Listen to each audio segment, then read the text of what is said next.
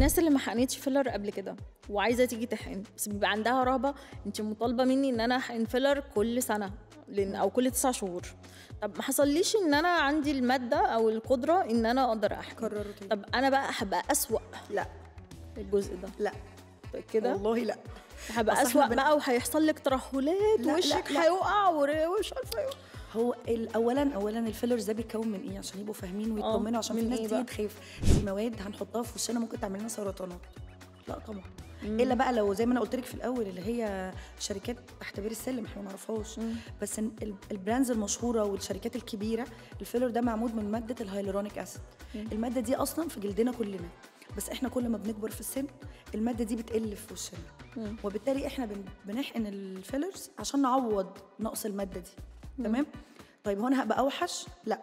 بس الست بتحب شكلها جميل، فلما بتعمل حاجه وتلاقي شكلها حلو، لما الحاجه دي هتروح هتعملي ايه لما تبصي نفسك في المرايه؟ هحبها برضه بس هتبقي عايزه تبقي زي ما انت كنتي حقنه. لا مفيش حد بيكره نفسه، بس انا اقصد انت دايما بتبقي حابه ان انت تبقي اجمل.